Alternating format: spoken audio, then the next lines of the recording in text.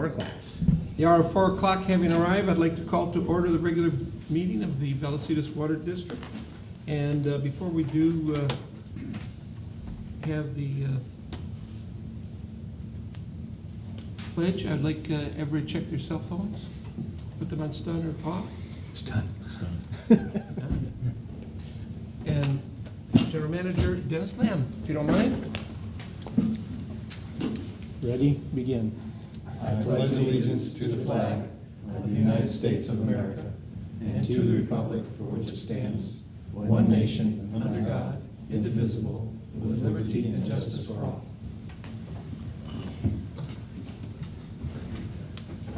Roll call, Diane. Director Evans? Here. Director Ferguson? Director Martin? Here. Director Polo? Here. Director Hernandez? Here. Entertain a motion to adopt the agenda. So moved. Second. All in favor? Aye. Aye. Thank you. Presentations. Yes, you have before you today. This one is a little different from the staff presentations we've been making where a different department comes in once a month, and it could be operations or the admin facility. We actually have Ed Pedrazi today here to go over a presentation. He'll be introducing a employee through the San Diego County Water Authority internship program. We stepped out of this program a few years back because of some changes that made it, in my opinion, it wasn't a very viable program. They've changed it now, things have gotten back on track. So I've asked Ed to introduce our intern, plus also just to walk the board through what the internship program is and what the goals are. Ed? Thank you, Mr. Lamb. Mr. President and members of the board, I'd like to introduce Ala Manson. She's our intern for the next 8 weeks. We've actually had her there for about 3 weeks now. And she is through the San Diego Region Water Wastewater Internship Program, as Mr. Lamb was talking about. She will work in the Water Operations Department for 8 weeks, and then she'll move on to another agency and work through another 8-week module after that, which I'll explain during my presentation. She has 12 years experience in the construction industry, and in her non-work time, she spends it going to school and studying, and when she has some time after that, she enjoys gardening. She was one of only 12 interns selected this year out of 176 applicants. And we only interviewed 24. So you can see how hard it is to get into this program. There are a lot of well-qualified people, but she had great qualifications and did an outstanding job in the interview. And so far in operations, she's done a great job for us. Her career ambition is to become a wastewater treatment plant operator. So I have another 5 weeks to change her mind. Stay on the fresh side. Do you have any questions for her? Yes, as a matter of fact. Anybody else? What you do in the construction business industry? Building houses. Really? And in what capacity? As the builder? As a helper. Really? Yes. Congratulations. I'm happy to see more women in the workforce. Yeah, she's done more than just help out in that. When we interviewed her, she knew the proper terminology of what a skid steer was, instead of just calling it a bobcat, and has driven heavy equipment, so we were immediately impressed by that. Terrific. Yeah. I didn't know what it was called. Skid steer, right? You need to explain that to me. Ala, was the interview difficult? Yes, a little bit, yes. Did you, I mean, do you have several people you have to do a oral interview with? Or one person, like one at a time, or? There's 6 people there. Yeah, I'll go over that as part of the presentation. Oh, But yes, I'll let you do that. it's rather intimidating. Maybe. We definitely put them on the hot seat. And could I ask your last name again? Manson. Mason. Manson? Mason. Mason. That's actually Manson. Manson. Is it? Well, there's an N missing. Oh, There's no N, there is an N. There there isn't it? Okay, then Sorry I about just that. have Mason on the, and I wanted to be sure I had it right. Thank you. Okay, go for it. Yes, okay. We'll put the hot spot on you, go ahead and sit down. So what you see on the screen there, the Water Authority joined together with regional water agencies, 2 community colleges, and private sectors to develop a water wastewater internship program. And what really brought this all about was back in 2006, Gary Eaton from the San Diego County Water Authority reached out to all the general managers and started talking about workforce development. So we had in the sites of every water agency and every utility throughout the United States, they started looking at what our workforce was and the age and the experience of the workforce that's getting ready to retire. Now, the next few slides, they're a few years old, but they're still valid because we hit a downturn right around 2007, everything just dropped out. So these numbers are actually still very relevant as far as the tidal wave of change, as they call it, or the silver tsunami you may have heard, what was headed our way. During the next 15 years, with 78 million baby boomers leaving the workforce, 29% of the population. Again, that slowed way down because people decided not to retire because of the bad economy, and it's starting to pick back up. So we're seeing more and more people start to retire, and what's happening is we're not backfilling with people we need. If I may ask, what year did they start doing this? 2006. And why were we not involved until this year? Oh, we have been. We have been. About several years back, as Ed indicated, out of the 170-something applicants, it came down to 12. Let's say several years back, if 38 people applied, 38 people were put into the program regardless of their qualifications or background or ability. At that point, what we became was sort of a temporary employer for people that really had no goals to get into the industry. So I think it was 3 years ago I pulled out of the program till it got back on track, and we're now back in the program. Yeah, actually, Vallecitos has been part of this From the very beginning. And I've been involved with it for Vallecitos. I really appreciate General Manager supporting this program, even though Vallecitos pulled back for a little bit. I've still been involved for Vallecitos in the internship program to kind of guide it along its way. As I said, we did kind of lose direction there for a little bit, and we're back on track. The San Diego County Water Authority is the leadership role Correct. as far as. Yes. So 35% of utility workers retire in the next 10 years, and that's still a valid number right there. And what this program is for is really to develop distribution operators and treatment plant operators.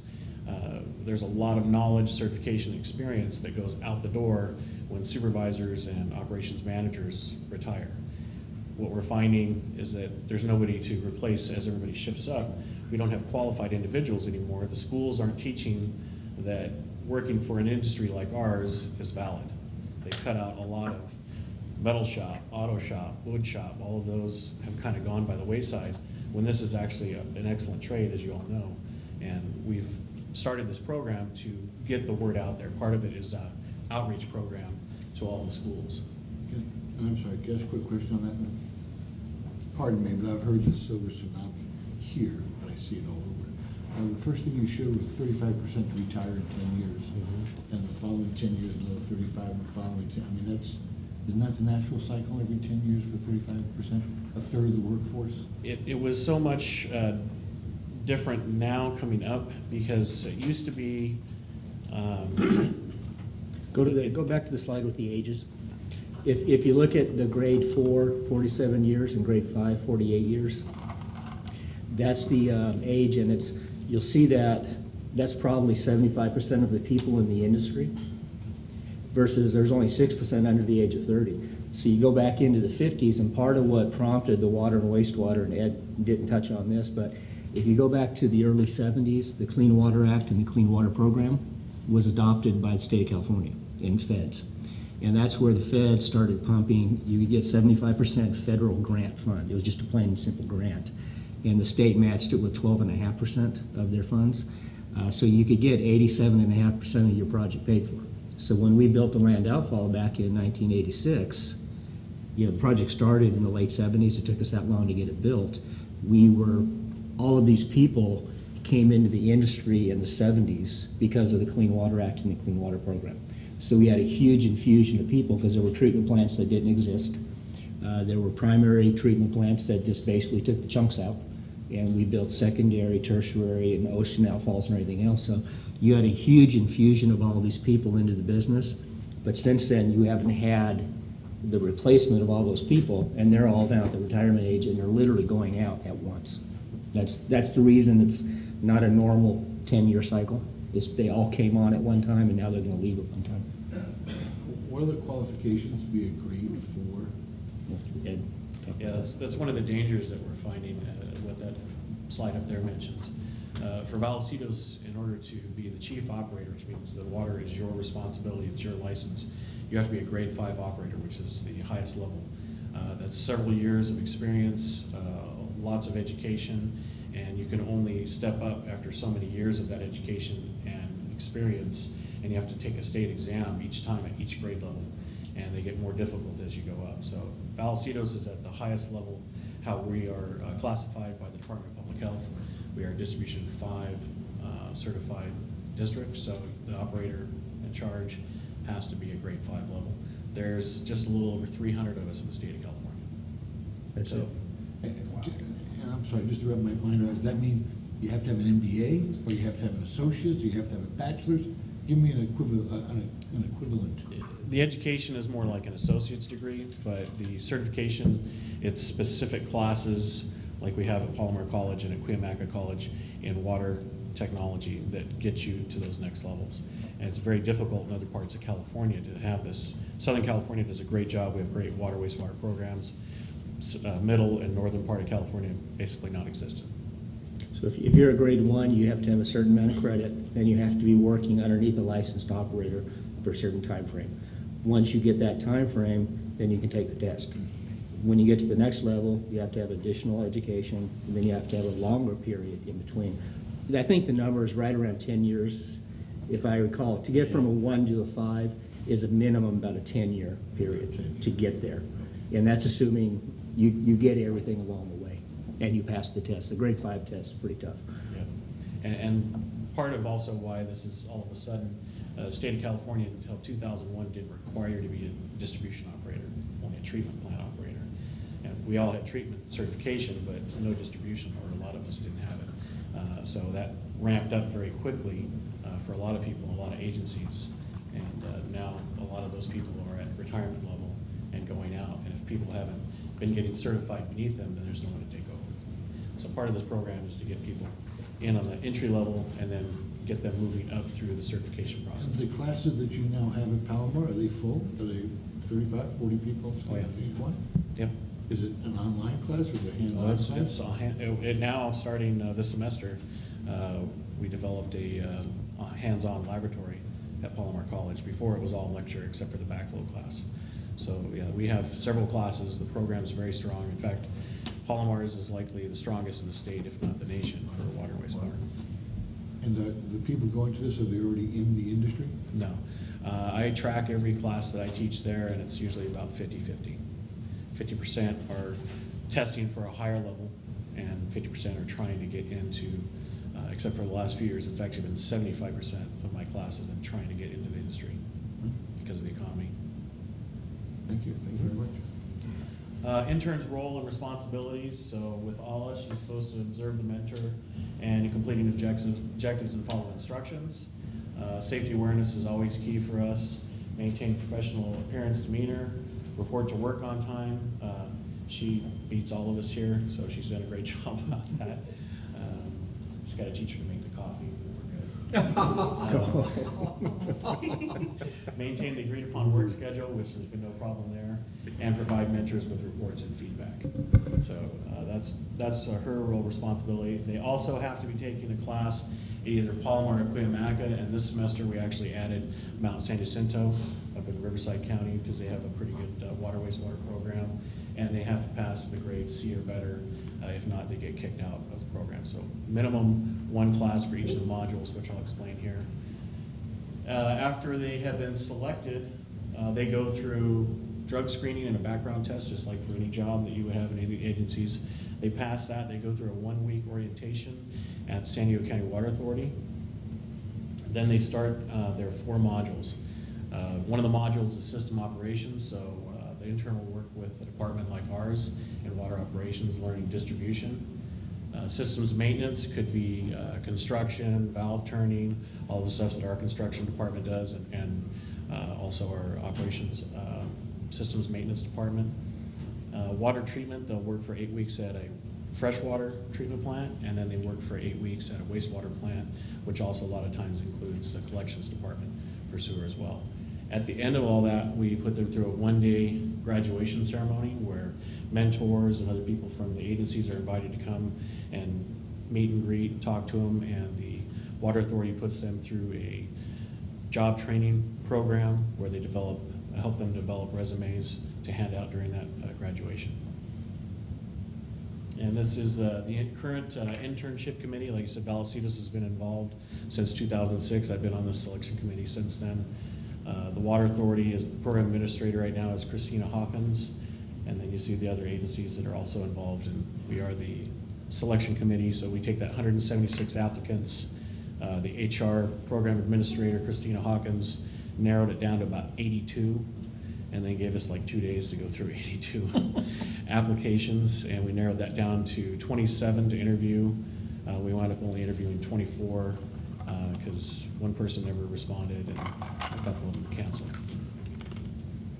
Participating agencies. Each agency that is involved in this agrees to a certain number of interns, and it's a paid internship program, so they get $10 an hour paid to them by the agencies that are participating.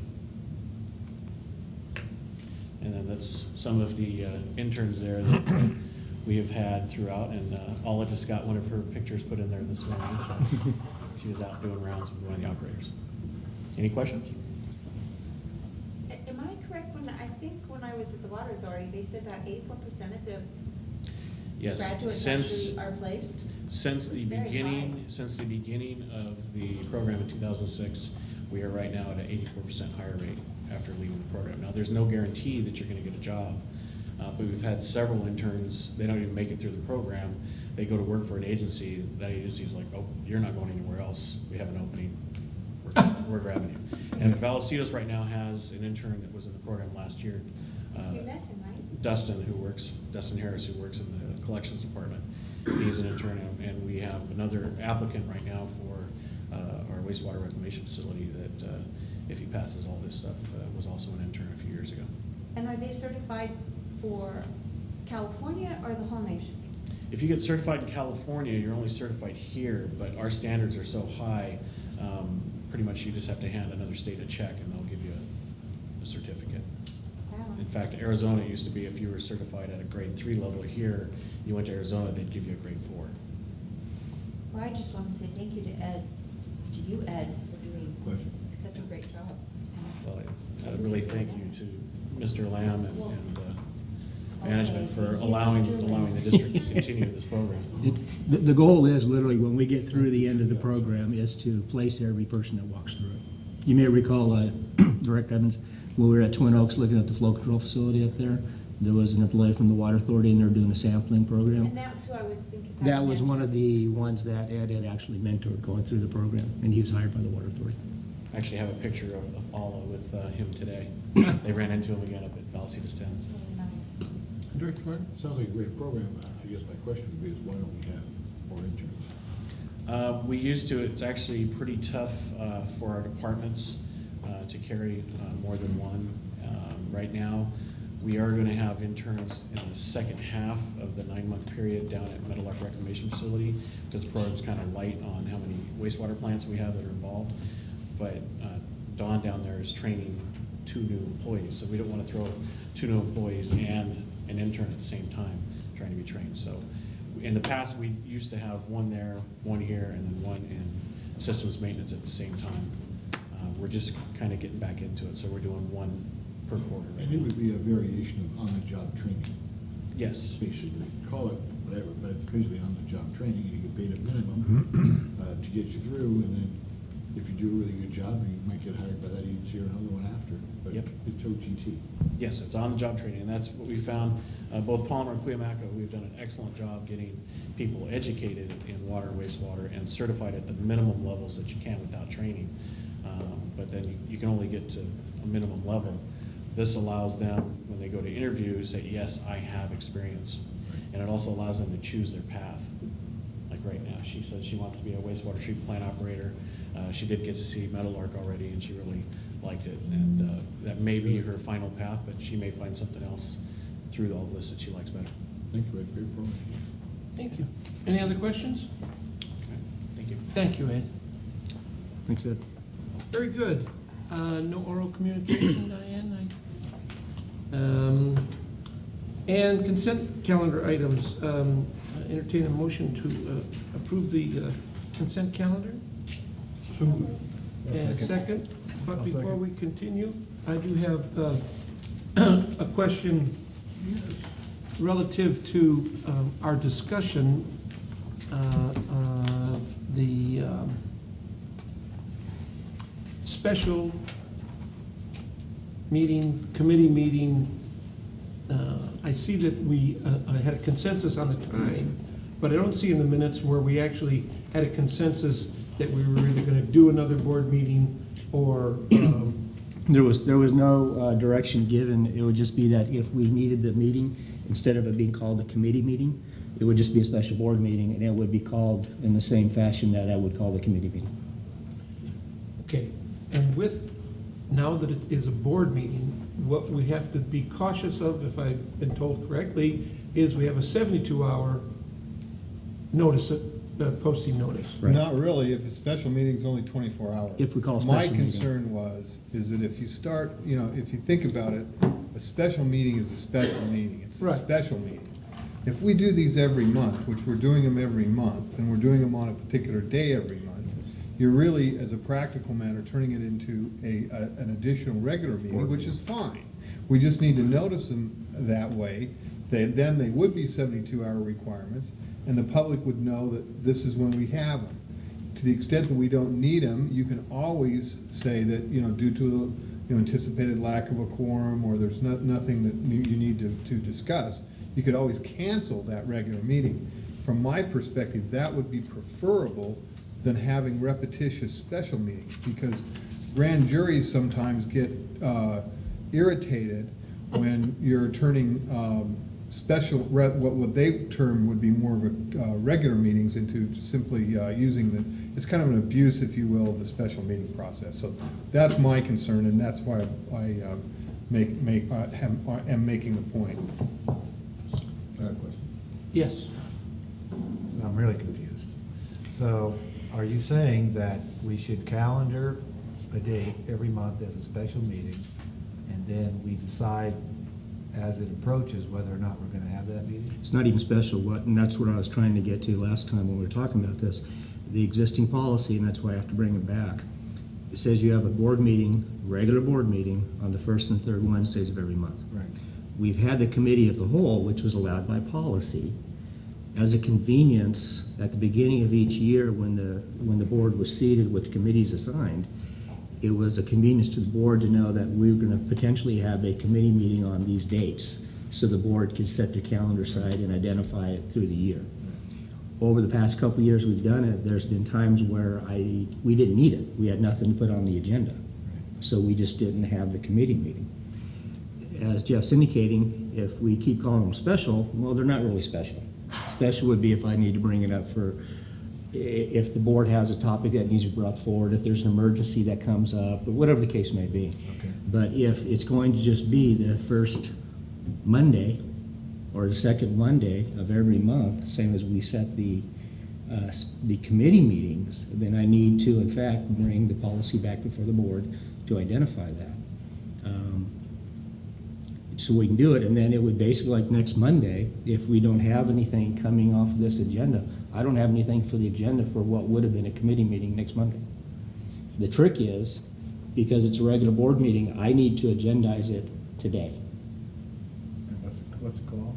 It'd be a regular board meeting. Okay. It'd just be a regular board meeting. All right, okay. And the only reason I wanted clarification is, I've only been here a couple of years, but our committee meetings have been an hour and a half or two, every one of them, and we have some other things coming up. So I guess the question is that we all understood this was going to be a board meeting. I just didn't see it in the minutes. And they always are, if you know, they're titled as a special board meeting of the committee of the whole, or, you could call it what you want, but it's still, from a Brown Act perspective, it's still a board meeting and a special board meeting. And I was simply trying to say, look, if we're doing it all the time, or at least routinely, as a practical matter, we might as well, you can use it as a special, it'd be more of a workshop meeting. I have another district that meets twice a month. One of the meetings we do simply because they're doing a lot of construction work. That meeting is a regular board meeting, but it is devoted, for the most part, the vast majority is devoted just for the construction projects that they're working on. So the board has an opportunity to utilize it as kind of a workshop type situation where they can get reports on the status of the construction and things like that.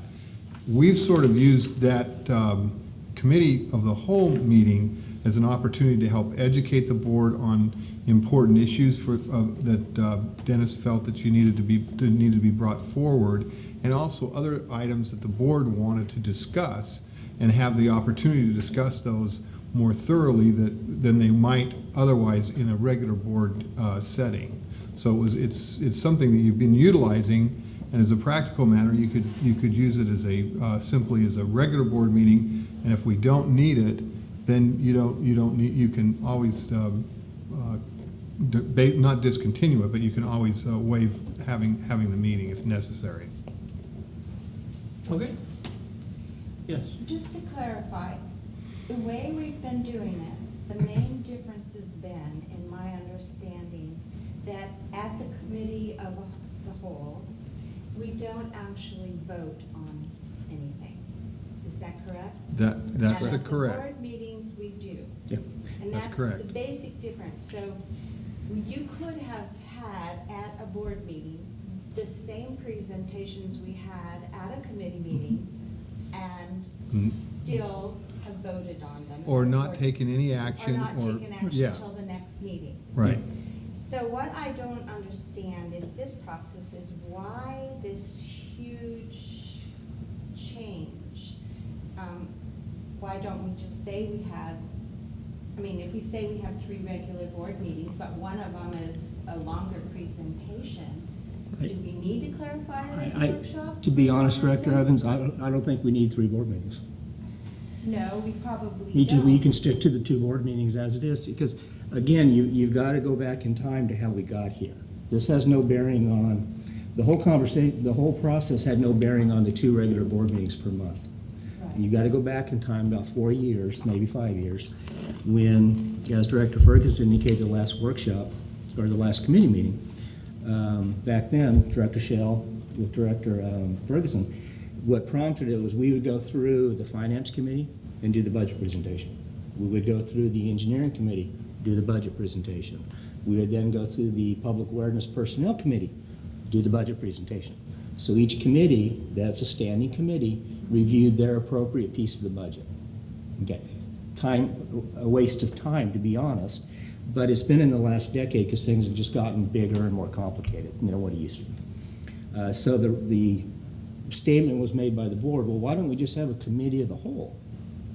Okay, so Resolution 178, which you guys has, which sets the board's policy for business, said we can have 2 regular board meetings. Those are agendized and scheduled so the public knows when the board's going to be meeting, taking action. We went away from the committee process, which would have been, for let's say the engineering committee, they would have reviewed things that were land outfall, construction projects, and the committee meeting might have been an hour, but they got into the nuts and bolts and details of the topic. Or as Director Hernandez would say, it's where the sausage was made. You get into the nuts and bolts of it. Even back then, the committee would only recommend that item be brought forward to the full board, because you don't vote in the committee, because it was only 2. What was brought up was, well, why don't we all hear the same thing at the same time, but still in an informal setting to where you can get into the nuts and bolts. And it goes back to the time, again, where it was at 1 o'clock, because we had staff there to get into all the nuts and bolts. So if you wanted to talk for an hour or 2 hours about a topic, it wasn't that big a deal, because staff was already here at the district to do it. That's how the committee process always worked. You never voted on anything at the committee process. Our board meetings were still, and even today, if we didn't have this presentation and everything else, we'd probably be out of here in an hour. So the board meetings were always very short. Committee meetings could be anywhere from an hour, which we were running only an hour to an hour and a half in the committee meetings. But like I said, the first part of this year, we've had some big topics to bring before the board and multiple meetings. So if we're not going to worry about the committee process anymore, to be perfectly honest, is where this sounds like it's going, then we'll just have 2 board meetings. Everything will just come on the regular agenda in the 2 board meetings, and what we'll probably have are 2-hour-long board meetings instead of 1-hour-long board meetings with the committee. I just don't, honestly, from my experience over the last many years, I don't see the need for a 3rd board meeting. Unless the board wants to do it, we can do that. May I? Yes. Well, in response to that, I don't understand then, and this I guess is for the board, somewhere in this discussion, I like the committee process, because I like us getting into the nuts and bolts, which we do much more than we do at board meetings. This goes to Jeff's concern that we are having regularly scheduled full board meetings and calling them committee, when in fact they are just board meetings. Exactly, so what, I just want to be, I don't, if, why we changed it, is it just because this whole thing came up because we wanted to do it in here for the camera and at 4 o'clock, and there's no staff? Is that how this whole change happened? I didn't bring the change up, Jeff, Director was Evans. that the reason? I mean, I hadn't heard any problem with the, I see your hand, let me finish. Yeah, I wasn't waving at you, It's I not was so waving at the chair. And he wasn't looking. I got it. You never said we had a problem before with our committee of the whole. Well, actually, I've raised this issue a couple of times, that when we got to the point where it's certainly, what happened here was a few years ago, as Dennis has pointed out, the board went away from the committee system, okay, where a lot of things would be referred to a committee, then the committee would come to the full board at a regular meeting, making a recommendation on a particular engineering matter or budgetary matter, or whatever it was. The board decided to get away from that, and as a practical matter, we don't use the committees that we have in our board ordinance any longer. We just don't do that. So what we went to was this committee of the whole concept, which is perfectly fine, and that's where, as Director Hernandez points out, that's where the sausage is made. You get an opportunity to look at things in more depth, and it works fine. My concern, and it's been stated concern, I've stated it a number of times, is that when we do that on a particular, routinely, on a date, whether it's the second Monday or whatever the date is of every month, what you're turning it into really is a regular board meeting. And we've done it enough now that I want to bring it to your attention that I have concerns that if every month we call a special meeting of the board to look at these items, then I think we're getting away from really the spirit of the Brown Act, which simply says is that if you're going to be, it's okay if you want to meet 3 times, if you want to have one of them that's kind of a workshop type meeting, perfectly all right to do it. But if you do that often enough, pretty soon what you're doing is you're getting away from the spirit of the Brown Act if you don't call it a regular meeting. And that's all the point, that's all that was brought up. It had nothing to do with changing, with the videoing of these meetings or anything like that. It was just something that we've been kind of evolving the last few years, I've had some concerns about, because I want you to make sure that we're transparent and doing everything we're supposed to. Thank you, Jeff. I don't guess I heard you state it before, so I didn't realize it's been done. Thank you. I Okay. understand what you're saying. Director Martin? Yeah, I would just like to reiterate what the attorney said. As far as I'm concerned, it was brought up tonight, committee meetings where the nuts and bolts was happening and not in the public eye, and that's just wrong. That's against transparency, that's against the vision of the Brown Act. They're To do the public nuts meetings. and bolts in a back room rather than having it at the board meeting. So that's always been my objection. It needs to be at the board meeting, at least. Televised or not, that's another issue. But it needs to be held here, not in a back room, where you have to walk through a gate to get to it, and you don't feel comfortable at all. It needs to be done here. As far as the dates, I don't care. As far as the times, I don't care. If you want to make it Wednesdays. But I think that we're no longer in an arena where you make 2 people responsible for the financial, and then they come to the board meeting and say, yeah, we checked out, it's fine. Everybody, aye. That's old days. So I really respect that Betty Ferguson saw that and said, no, we can't do that. We all need to hear, and we all need to know what's going on, especially since we went to districts, which means that you're the person for your district. You can't say, well, I don't sit on the finances, so I don't know. I don't sit on the HR, so I don't know. Like, you have to know. You are the representative. So I think opening it up, I hate to use the word again, but transparency at its best is opening it up, having it open to everybody, televised is even greater. But this way the nuts and bolts, or as the chairman used to say, the sausage wasn't being made in the back room and then being presented to the public. It's all happening in the public purview. So, Director Podel? It always has been in the public preview. So it was advertised, it was freedom to attend. The only difference was that we didn't have a camera. So those were public meetings. Anybody could attend those meetings. They were at various hours, various days. So they were all legitimate. And again, we didn't make decisions. We just had explanations during those meetings. Not that there's anything wrong with, because those are board meetings. We could have made decisions in those meetings as well, but we didn't.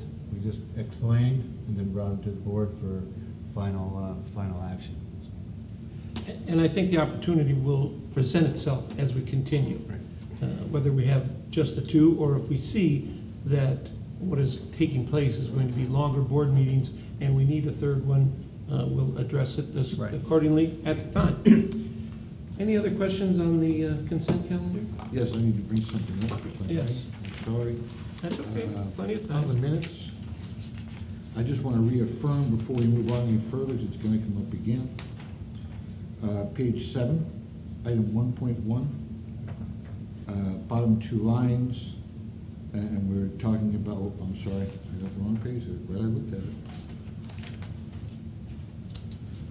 I'm sorry, page 9, cost of service study report. It shows there was a conversation. It says the item was discussed at 24th and 12th. Staff recommended the board accept the cost of service study report. General discussion took place, which in my mind was, we're accepting it, we're not adopting it. And we talked about that at great length. And then the motion was made and passed 5-0. To accept. To accept, not to adopt. Part of the minutes, very important. Yeah. And that'll become clear as we move ahead. I believe that's what it states. Yeah, it does say accept. Making sure. Yeah. That's what's in the packet as it's presented to you, That's Director what's in the Martin. packet. I'm just In the minute packet. reaffirming that's what it And says. where I think we'll see a discrepancy is when we get to items 2.1 and 2.2, it actually has the district has adopted. And I don't know how that plays, but we'll find that out as we get there. Any other changes to the consent calendar? Motion's made and seconded. All in favor? Aye. Opposed? Thank you very much. Now we're on to 2.1, action items.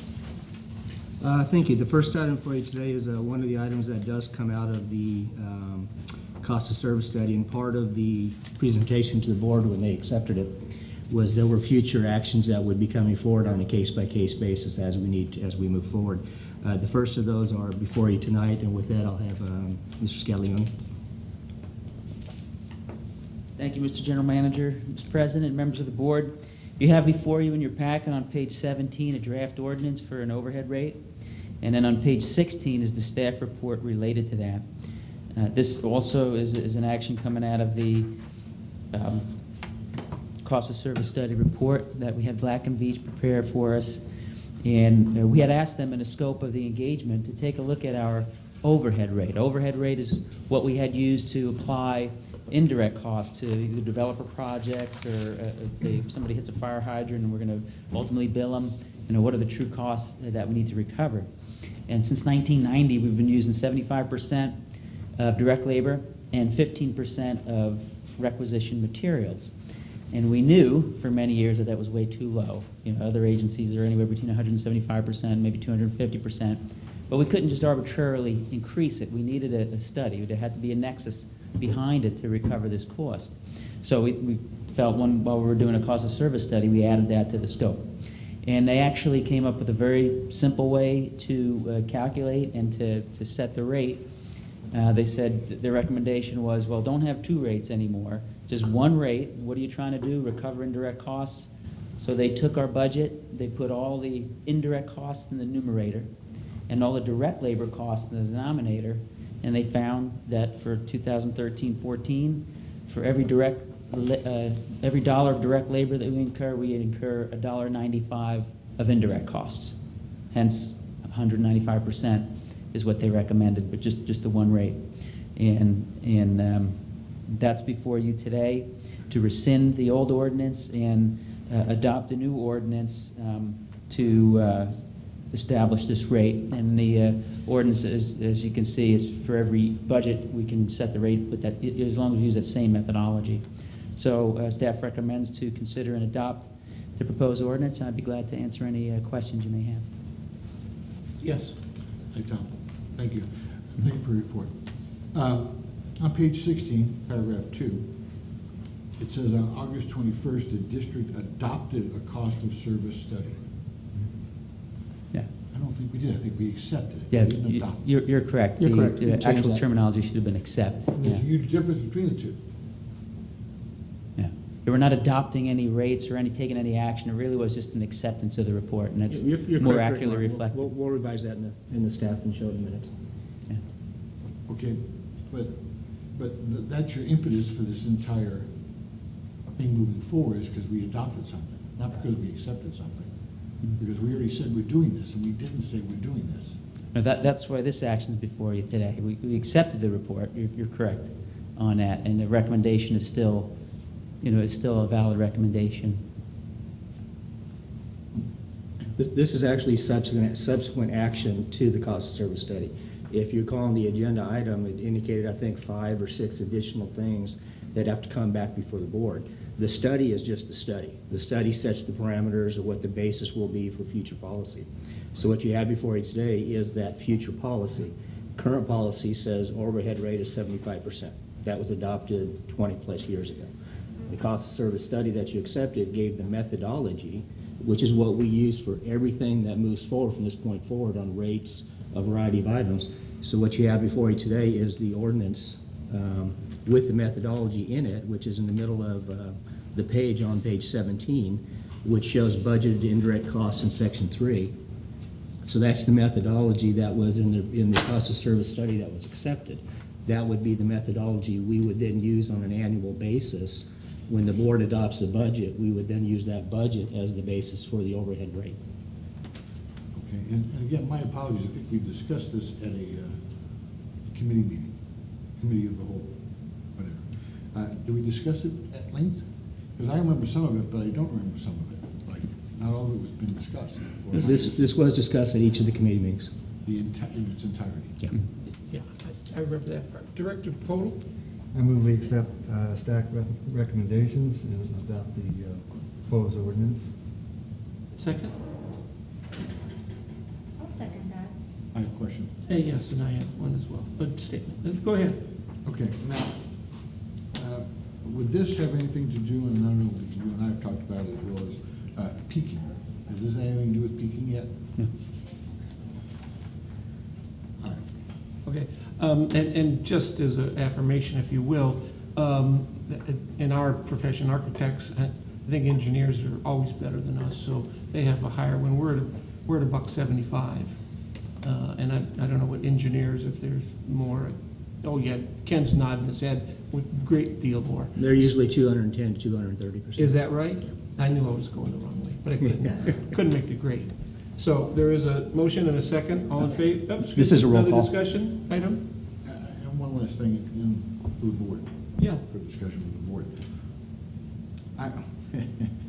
I understand that we hired a third party to come in and do this, and now we're taking that, whatever they said, as gospel. I do question that, the validity, because it's so different than what our staff had last year. 20 years ago. Was it the last time you addressed this? 20 years ago. 30. 30 years ago, excuse me. You've never done a cost of study internally? Not on the overhead rate. What have you done So, We just used the overhead rate we had, the ordinance that was established in 1990. We did not The question was, perform a what cost of service what study. other studies internally have? We haven't done an On internal any study. other, on any of the portions? Yeah, we haven't done an internal study. we've done other internal study on rates, water rates, what our rates should be, capacity fees. We've done all those in the past. Those are done on an ongoing basis, but they've been done internally. This piece was added to it because it hadn't been done in so many years. I think common sense says 75% doesn't work anymore. Why it was never done for the last 20-plus years, can't answer that. Thank you. Thank you very much. Any other, yes? I just wanted to confirm that once this is adopted, when does this go into effect? Upon adoption, As of today? yes. Okay, and would you mind if you'd be so kind to just give me a brief list of what we would call these items that we're going to charge the $195? Give me a couple of examples.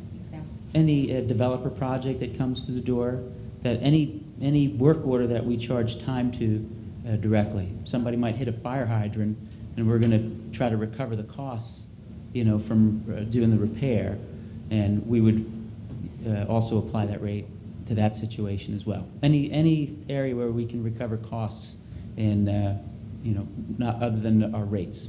Other than a rate? Yeah, from direct. Thank you, and I also wanted to say one of the things that I was pleased about, that we did the cost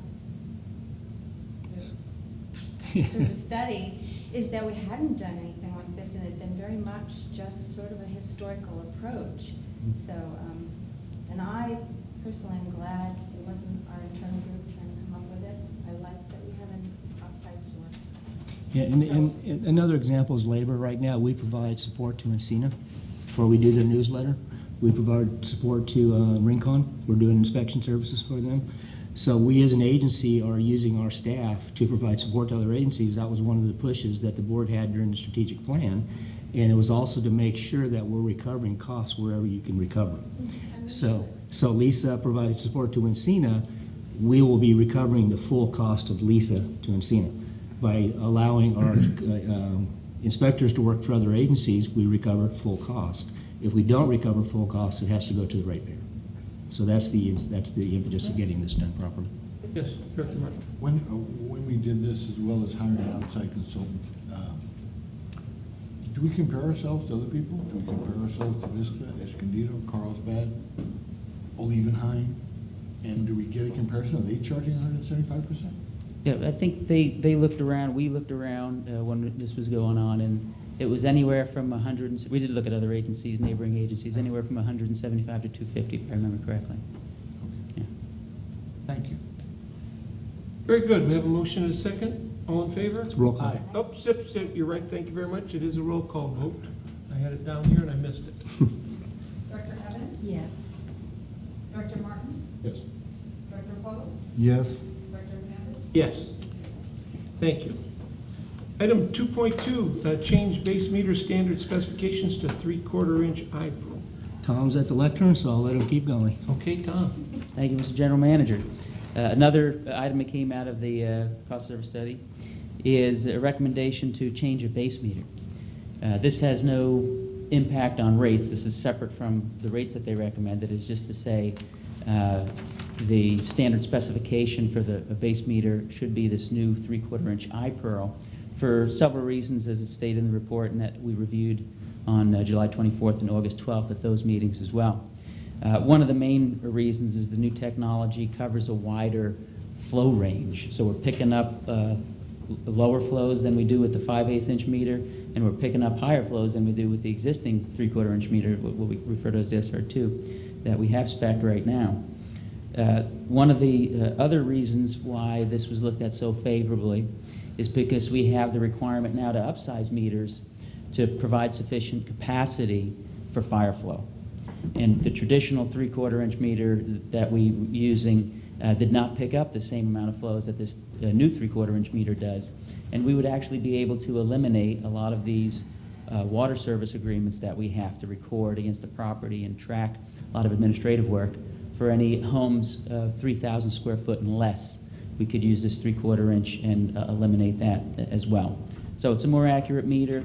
It makes a lot of sense to replace the 5/8 inch with this one. This would, we're not going to go out and replace all our 5/8 inch meters now, but any new development coming in, if this were to be adopted by the board, would be required to put this 3/4 inch eye-pearl in. Still have one EDU. It's just one EDU. Anybody that has 1.5 EDUs from before would be grandfathered in. They would still have that capacity right. This is just going forward. And the fire flow, Tom, that you're talking about is the new requirement for all new residential structures, if you will, to be sprinkled. Right. And so this meter would cover that requirement. Right. That January 1st, 2011, boom, it was everybody. Before that, it was just selected, on demand calculations and such, but now it's everybody. Very good. Any questions? Yes, sir. Yes. I know we talked about this at length in the iPro. Just explain to me, if you would, again, other districts have gone to this policy? Yes, to this meter. A lot of districts, most districts are at 3/4 inch already for a base meter, so that was less of an issue. Olevenhain, right next door, is using the 3/4 inch iPearl. So we've been using them out there since 2010. We have about 75 of them in the ground now, so we've got a pretty good track record of them. And again, I'm in my 1,600 square foot house that I've had for 10 years.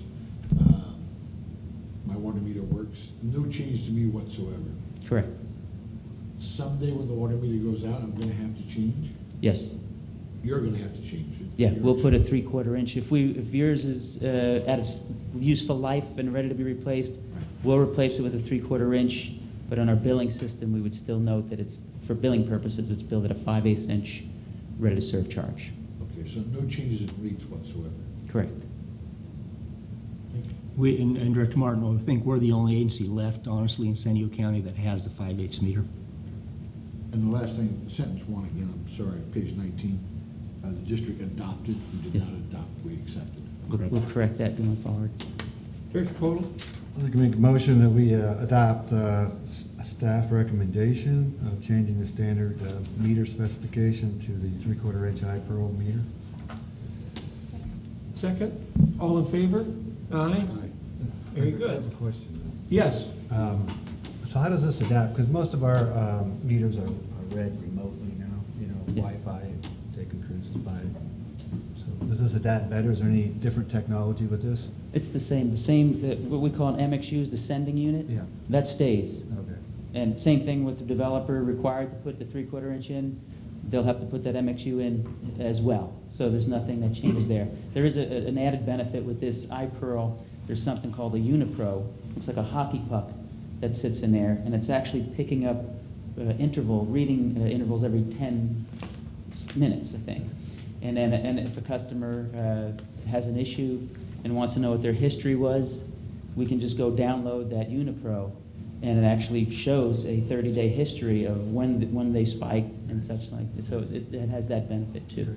Thanks. Yes. Yeah, excuse me if I might add to that, the MXU, the part that Tom's speaking about, I can't remember which one the board members asked a while back if we were going to go to the, Internet, Wi-Fi. whatever you want to call it, towers. GPS. We Oh, don't yeah, even GPS. drive around anymore, it just comes right in. The units that we're putting in are fully compatible with that. And we actually just authorized, I think John authorized him this week to go ahead and do the study. Amazingly, they'll do it for $400. And they'll give us the basic guidelines that if the district wants to switch to the cell tower concept, where we need to put them, what the estimated cost will be, and we'd be more than happy to sell you a bunch of new meters. So we're moving forward with that. But the part that we are putting in, the hockey puck and the MXU part, that is compatible with any future system. And will that future allow the individual ratepayer to access that information so that he knows on some kind of basis what is going on without making a call to the district and having to bother them? We don't know at this point, but the individual can add a smart cube or something. There are other things out there sold privately Oh, that will allow that. So, oh, really? Yeah. Okay. Very good. We have a motion, and yes, Director As an aside, Martin. it obviously allows the water district in the future to peak rate people. Like The Unipro does, not the base read, yeah. That hockey puck thing, yeah. Yeah, which is really the bottom line. Yeah. How do we peak rate and how do we charge for it? Motion and a second. All in favor? Aye. Aye. Very good. Thank you very much. Thank you. 2.3. What you have before you is similar to some of the positions that some of the board members had interest in with Aqua. This one is actually through the CSDA, California Special District Association. There's a list of committees that are available with the amount of positions that they have. And if any of the board members would like to serve on any of these committees, just need to fill that form out and turn it in to Diana or myself and identify which is your priority for second and third. We will then turn it in for their process. If anybody's interested, just let me know. Very good.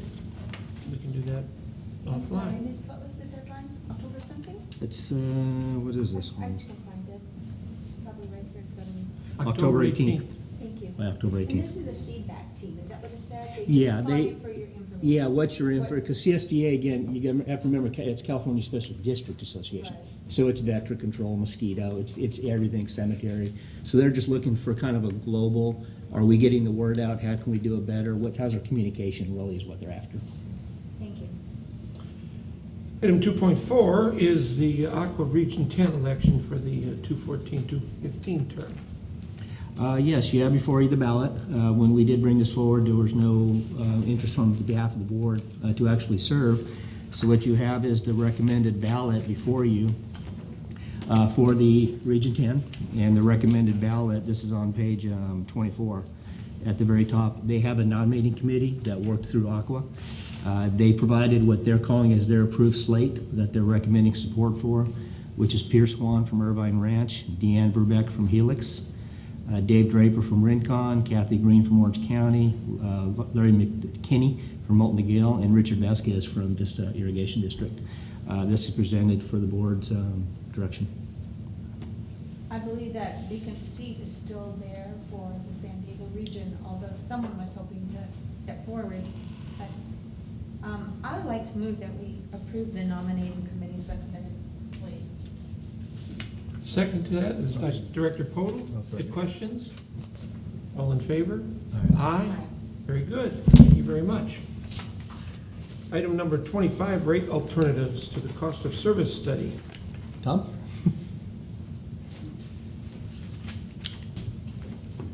Thank you for that introduction, Mr. General Manager, Mr. President, and members of the board.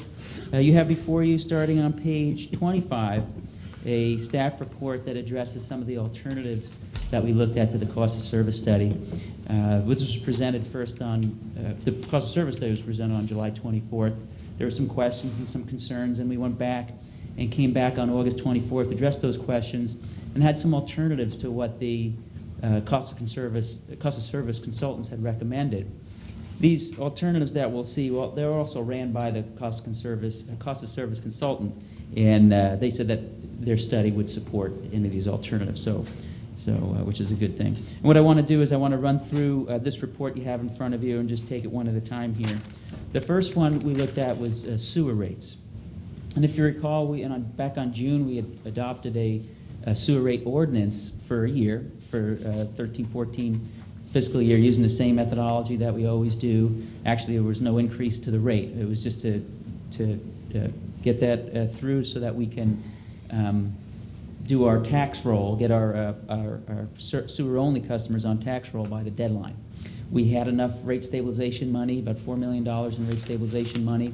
It will be, chewed up throughout the year, but that's what the purpose of it is for, to stabilize rates. So we did not have to increase rates.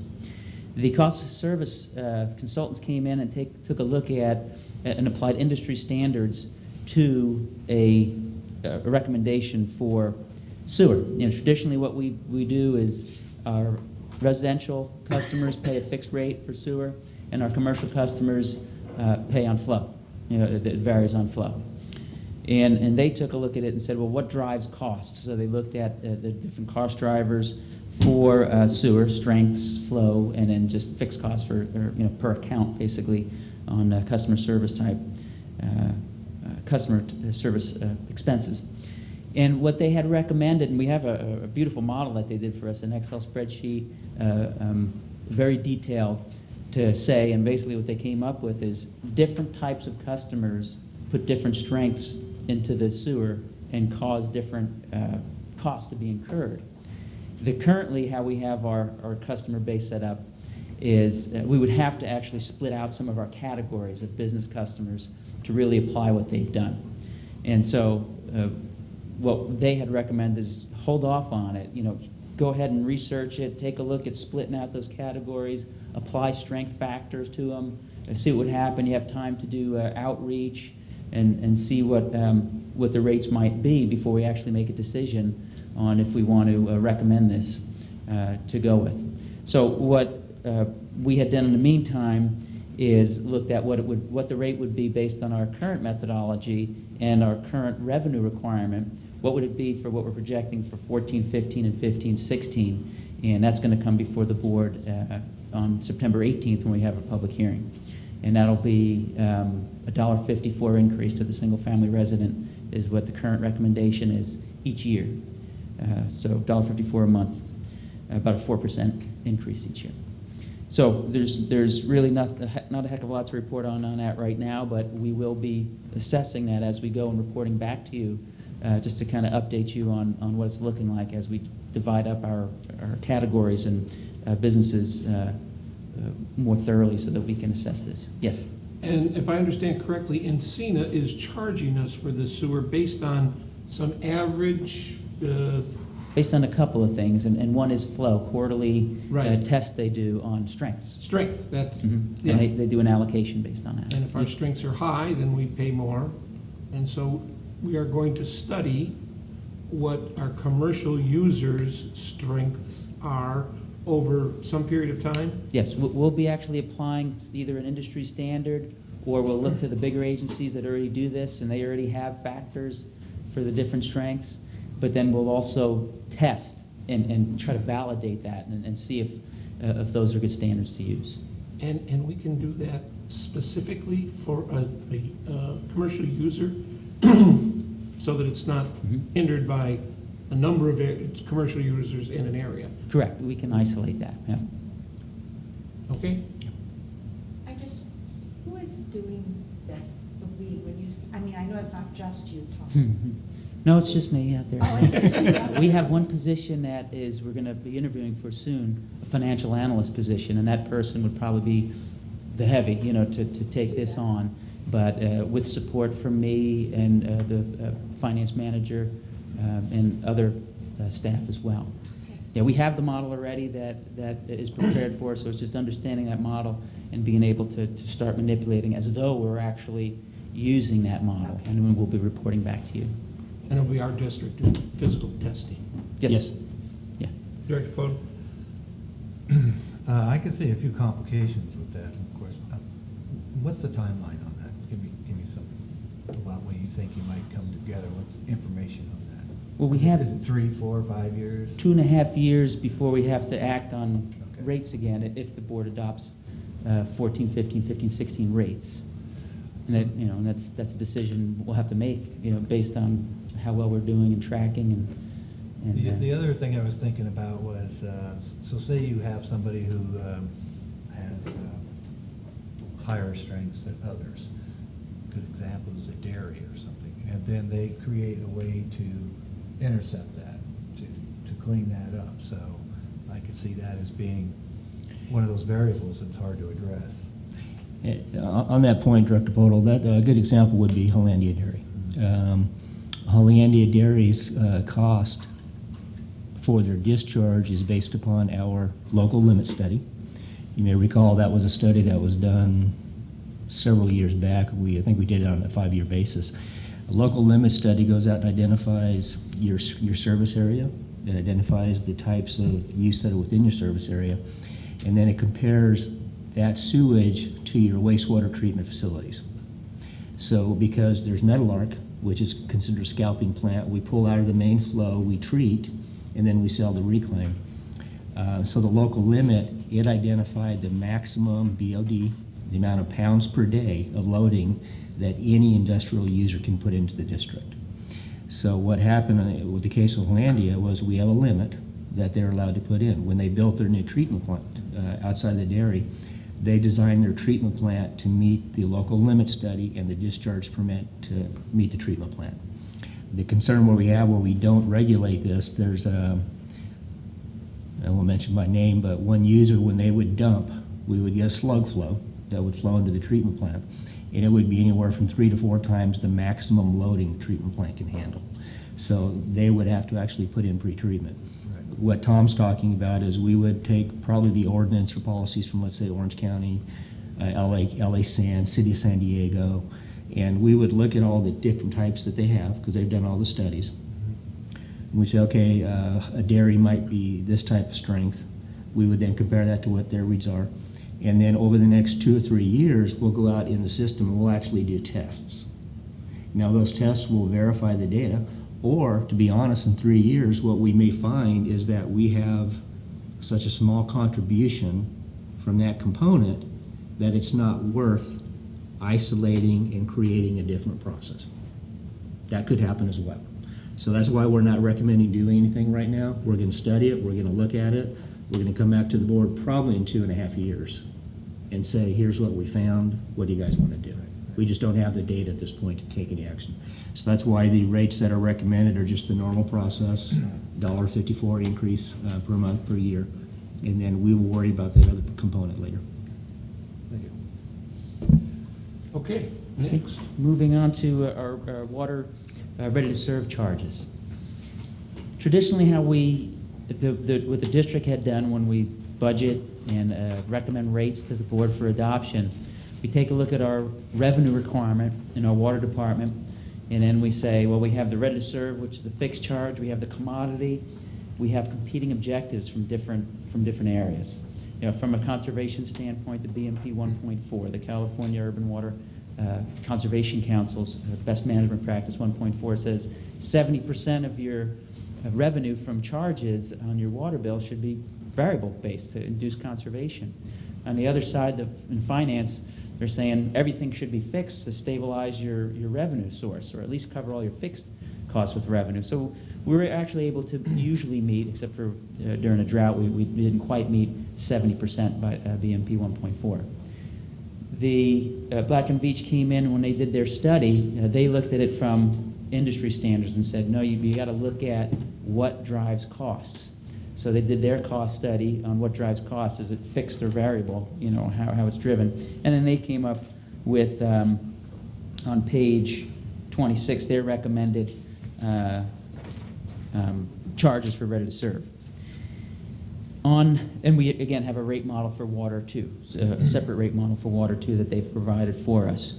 And on this one, if you notice, it's not just one ready to serve. We have a different ready to serve charge for each size meter, which all agencies do. And many agencies historically had based it on, you know, what do I charge a 1-inch meter versus a 5/8 inch meter? What's the ready to serve charge? One way to allocate that is to look at a multiple based on flow ratings, AWWA flow ratings, and that's what we've done traditionally. But what we've asked the cost of service consultants to do is take a look at it. Is there really a nexus between the flow rating and what that meter, it ends up being a pretty high rate for the bigger meters. And so they validated a study that basically said, let's take a look at costs to maintain a meter. Let's take a look at what it takes to replace a meter, and instead of the AWWA ratings, let's look at the actual specifications for the actual meters we're using. So they took a different approach to that, and one of the things they found is because we're using an SR2 currently, that's our spec, the 5/8 inch meter, it costs more to maintain that than it does the new 3/4 inches that we're using. So basically one of the things you'll see on this is slowly over time, of a 5-year phase-in, the 5/8 and 3/4 inch would be the same based on that analysis, and that the lower meters, the higher meters rather, would go down a little bit. They also have a fixed component. They also say, you know, it doesn't matter what size the meter is, some of the costs you incur are the same, like billing. It costs the same to bill a 3-inch meter account than it does to bill a 5/8 meter account. So a component of this is actually fixed as well. This is what they had presented. And if you notice, the bigger meters are going down a little bit. Originally, they presented that they met the revenue requirement each year, and we said, can you please smooth it? So this is what they came back with after they smoothed the rate. But some concern was, presented by the board, was you got these big meters going down. That means the 5/8 inch meter is going up more. So we took another look, and we said, well, what if we kept the bigger meters the same? What impact would that have, meeting the same revenue requirement, what impact would that have on a 5/8 inch meter? Originally as presented, the 5/8 inch meter went up $2.60. The monthly charge would have gone up $2.60 each year. When we held the rate for the larger meters, the 5/8 inch meter, which 18,000 of our customers are 5/8 inch meters, the 5/8 inch meter increased by $2.13. So there's a little bit of a difference there. So this is before you today to take a look at and give some direction to us in which way you want to go. That's ready to serve. Any questions on ready to serve before I go on? I have a question. We'll say it. Okay, so what we're trying to do with this is, again, that word nexus comes up, and we're trying to show where the costs are, and then try to apply those costs into those areas. So if I understood you correctly, on your first schedule here, where you're actually going down for the larger meters. So is that because the cost, first of all, we have more meters. Most of our meters are smaller meters. So you have a lot more of those than you do your larger meters. If you have more numbers, just mechanically, they're going to have more problems with your smaller meters than you will with your larger meters. So is that why we've figured out the first table, the first schedule is based upon that, the cost of maintenance and for the different size meters? It's actually on an individual basis. They didn't look at the number of meters. They just looked at what does it cost to maintain one 5/8 inch meter compared to what it costs to maintain a 6-inch meter or the 3-inch meter. So it was done on a meter base, not a quantity of meters, just on the individual meters. So that didn't impact Okay. the But multiple. the feedback we got from the board was based exactly on that, is we've got a very small percentage, I don't think we have the numbers, you might have the numbers here, but let's say 2-inch and bigger, we might only have 190 meters. But 1.5 and smaller, we have almost 20,000. Yeah. So by reducing the big cost here, it actually hits a much larger percentage by all the smaller meters. So what he did in the second one was we held the cost more firm on 2-inch and bigger, and then that didn't impact the bulk of the meters. When you get up to 6 and 10 inch, how many do you have of those? One 10-inch meter. One. Yeah. And about 36-inch meters. Yeah. Maybe. You don't have much in there, yeah. And No, not even like 17, 16. You know, if following up on his point on the nexus, from a legal perspective, it's a reasonable relationship between the cost and the service. So there is some discretion here for you if you wanted to move to the second alternative. It's, you know, this is an estimation, engineering estimates, and it doesn't have to be an exact science, but it is important that we have that proper nexus, and it is a reasonable relationship, so. Good. So you looking for a direction now? I still have a few things to cover in the report. And Oh, you're not done? no, sorry. Another 45 minutes, it should get there. Yes, I'm sorry, just so I know what question to ask. What direction are you asking for? You're not asking for approval of this, because this is No, going to go to the just, public. we want to be able to come back with the recommendation and want to get kind of a consensus on maybe where the board is going. This wouldn't be deliberated on until the public hearing, and even at that point, it could be tabled as well. But this is just to get some consensus from you, what you want us to come back with. To basically. present to the public? Or Well- to draft in an ordinance. Yes and no. What we have is several opportunities still. The 18th is the hearing. So what we're gearing towards does the board, because like you say, we've got alternatives in here based upon feedback from the first 2 meetings we had with the board. So we presented a modified approach to the standby. Tom will go through the modified tier structure that the board talked about. And then what'll happen is we just want to make sure when we're getting to the public hearing, if there's anything else you want us to look at, we want to make sure we look at it tonight based on any feedback. But we're kind of narrowing in on what the rates are to make sure we get all the board's questions answered. So if there's anything else you want us, like, well, can you look at this and tweak that? Can you look at this? Then that would be discussed through the public hearing process on the 18th. And then what we're proposing at this point would after that, we should have everything nailed down for the board at the October 2nd board meeting to actually adopt rates. Tonight, we're just trying to get a little more consensus to move forward with a little more direction. yes. Yeah, and that's what I understood, thank you. And thank you for clarifying, it makes me feel like better. But didn't 2.1 come under that? Isn't that something we were moving towards the public process? But we need to vote on it tonight? 2.1, the only public process issue in this whole cost of service study, the only component out of all 99 pages is the water rate And the sewer. and the sewer rate. All of the other parts, the administrative stuff on overhead, that has no impact on rates. That's not Those- subject to. They're not associated with rates. That's With water rates? that's with the water cost of rates. doing business. That's cost of doing business, yeah. So Thank the you. only thing that the 218 notice is required to go through is when you raise rates that are Property related. property related. Make sure I get the right term. So it'd be your sewer charge and your water rates. That's the 218 notice. The rest are separate administrative duties of the board that we continue to bring forward. Thank you, Bob. So in this particular ready to serve, we are going to give you direction whether to use the proposed or the alternate. Those are the only two unless we, Or Unless unless you you have have something else you something want else, us to yeah. look at. Very We, good. from a nexus standpoint, as council indicated, both of these approaches have very clear nexus. We can get there very easily.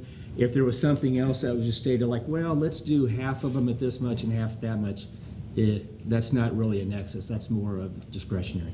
okay. Item next. Okay, and continuing with the same report, the frugal use discount. We had talked, currently we have a frugal use discount for customers that use 5 units of water or less in any month. They save on the ready-to-serve charge, 20% of the retail portion of the ready-to-serve, which works out to be about $2.56. And then on our sewer charge, they pay the mobile home rate, which is lower, for example, than a single-family resident rate by about $7.18. So currently, we're looking at about a $7 or $9.74 frugal use discount. With the cost of service study, Proposition 218, Proposition 26, basically, particularly with Proposition 26, what Proposition 26 said is any property-related charge needs to be established by a vote of the ratepayers, unless, and they gave 7 exceptions. One of the exceptions is if the charge was purely recovering the cost of doing service, the cost of service. Hence, that's why a lot of consultants love that language, because they jump on that and do their cost of service studies, to give us this nexus. Well, when you consider the ratepayer that is, this is, by the way, the frugal use discount is only for residential, and only if you use 5 units or less. So if you look at a residence that uses more than 5 units, or a commercial account, you have to ask yourself the question, is that subsidy, is that covering the cost, which is about $490,000 is what we're projecting for 13-14, is that really a cost of service to provide water and sewer to a business account? And no, it's not. There is not that nexus there. So basically, our consultants, just about every attorney for all these local agencies, said it's not appropriate anymore with Prop 26. Prop 218 was questionable with Prop 218, but Prop 26 really clarified that any property-related charge has to be supported by a cost of service. What was that figure you just threw out there, 490?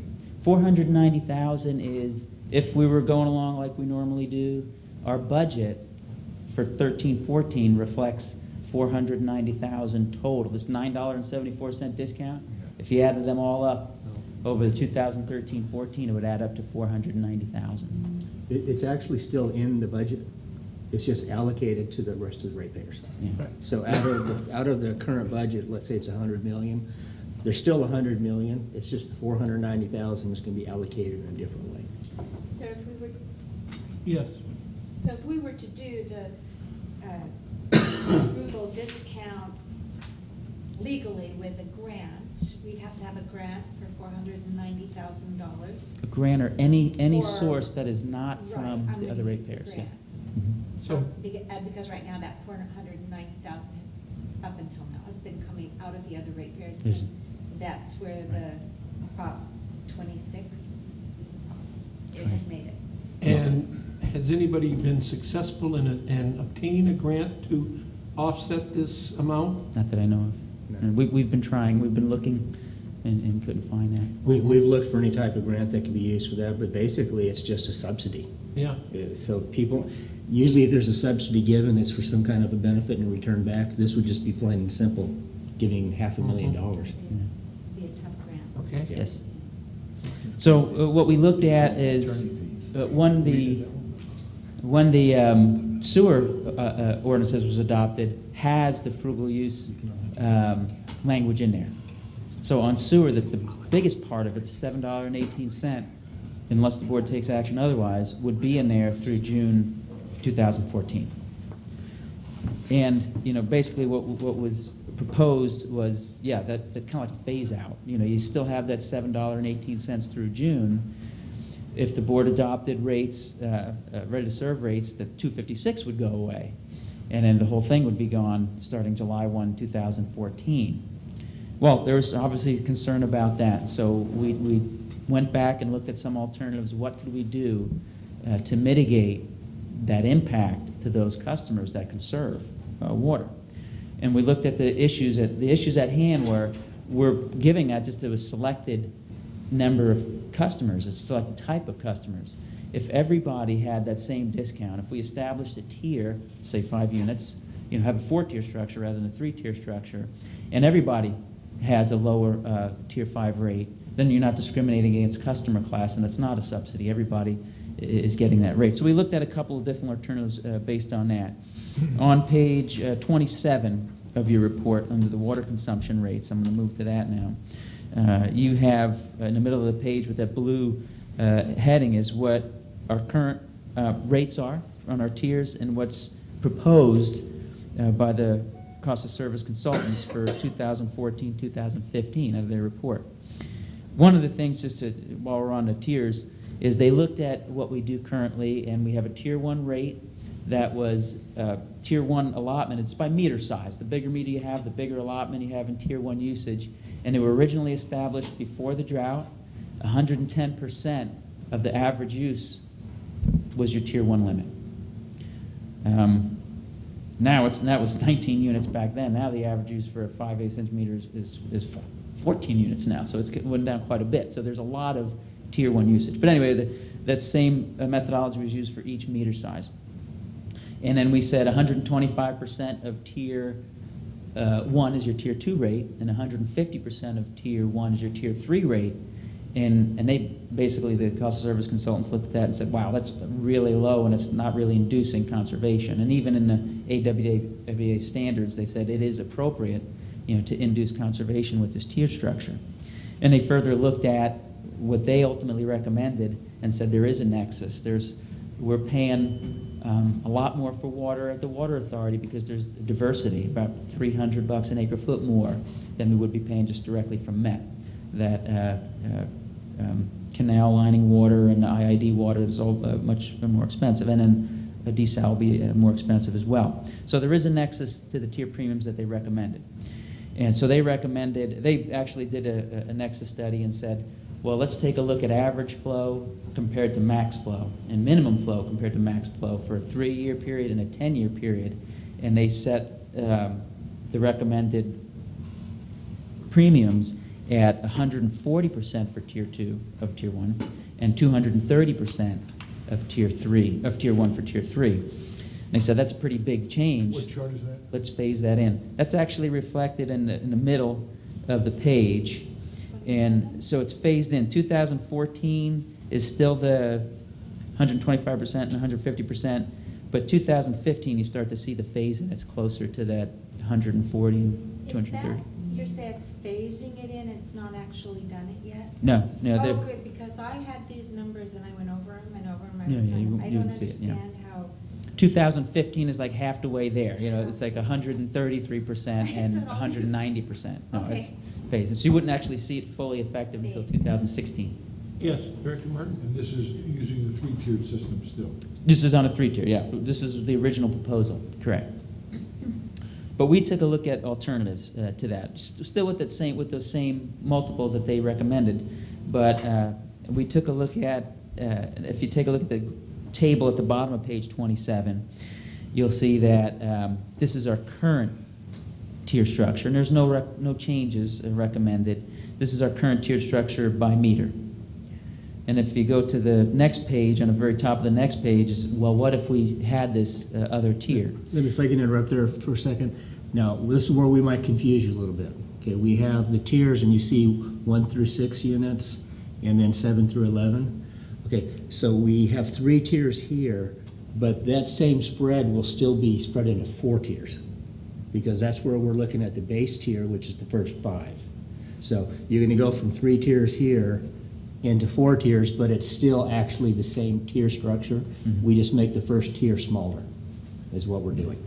So when you suddenly see 4 now, that's why. Yes. Yeah.